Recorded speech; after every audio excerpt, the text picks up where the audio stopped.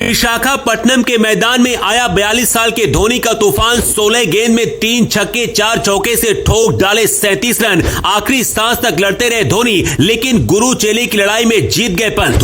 धोनी से गूंज रहा था विशाखापट्टनम। 30,000 दर्शक कर रहे थे धोनी के इंतजार। धोनी ने की चौके से शुरुआत, हेलीकॉप्टर शॉट लगाकर दिखाई अपनी ताकत। माही को मारता हुआ देख झूम उठा पूरा हिंदुस्तान। धोनी के सामने पंत ने बिछाया था मायाजाल। धोनी के मास्टर स्ट्रोक से पंत ने दिल्ली को बना दिया विजेता। मैच जीतने के बाद पंत ने धोनी का लिया आशीर्वाद। मुस्कुराते हुए मैदान से निकले धोनी की बल्लेबाजी देखने के लिए विशाखापट्टनम में पहुंचे थे 30,000 दर्शक। धोनी के नाम से गूंज रहा था स्टेडियम। तभी मैदान पर आए धोनी ने ऐसा तूफान ला दिया जिसकी आंधी में दिल्ली के गेंदबाज उड़ गए। धोनी ने शुरुआत चौके से की और उसके बाद चौके छक्के से दिल्ली के गेंदबाजों को दहला दिया। माही मार रहा था और पूरा हिंदुस्तान झूम रहा था। मैदान पर मौजूद दर्शक धोनी के लिए दुआएं कर रहे थे कि धोनी मैच जिता दे, लेकिन शायद तब तक बहुत देर हो चुकी थी। मगर धोनी आखिरी सांस तक लड़ते रहे। धोनी के सामने ऋषभ पंत ने कैसा मायाजाल बिछाया था और क्यों चेन्नई सुपर किंग्स इस मुकाबले में हार गई और गुरु चेले की लड़ाई में ऋषभ पंत कैसे जीत गए, इसकी कहानी आपको बताते हैं। दिल्ली ने टॉस जीतकर पहले बल्लेबाजी करने का निर्णय लिया था और शुरुआत भी जबरदस्त रही। दिल्ली की तरफ से डेविड वार्नर और पृथ्वी शॉ ने कमाल की पारी खेलते हुए शानदार शुरुआत की। लंबे वक्त के बाद पृथ्वी शॉ मैदान पर उतरे थे, लेकिन जिस तरह की बल्लेबाजी वो कर रहे थे,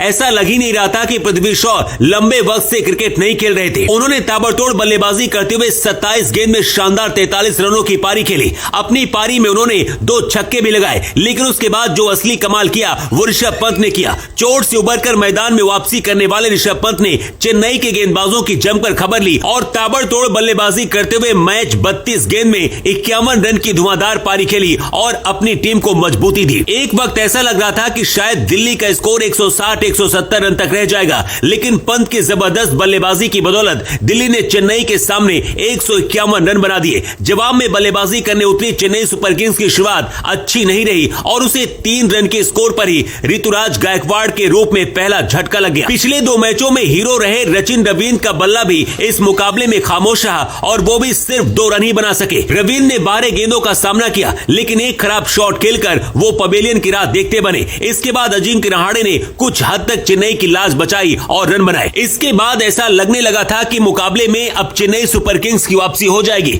लेकिन मिडिल ऑर्डर में चेन्नई की टीम चरमरा गई और शिवम दुबे के साथ साथ समीर रिजवी कुछ खास नहीं कर सके, जिसकी वजह से धोनी को भी मैदान में आना पड़ा। लेकिन जैसे ही मैदान पर आए उन्होंने चौके से शुरुआत करते हुए ताबड़तोड़ चौके और छक्के लगाए, जिससे पूरा स्टेडियम धोनी के नाम से गूंजने लगा। धोनी ने मैच में 16 गेंद का सामना किया, लेकिन इस दौरान उन्होंने 37 रन बनाए। 42 साल के अपने हीरो को देखकर मैदान में लोग खुशी से झूम रहे थे। किसी को फर्क नहीं पड़ रहा था कि चेन्नई जीत रहा है या फिर हार रहा है, वो बस माही मार रहा है यही देख रहे थे। धोनी आखिरी सांस तक लड़ते रहे, लेकिन क्योंकि ज्यादा रन बने थे इसलिए दिल्ली इस मुकाबले को 20 रन से जीत गया। मगर दिल्ली की जीत से ज्यादा चर्चा धोनी की बल्लेबाजी की हो रही है। दोस्तों, आपको क्या लगता है, अगर धोनी 2-4 ओवर पहले आए होते तो क्या चेन्नई मैच जीत जाता? अपनी राय कमेंट करके बताएं।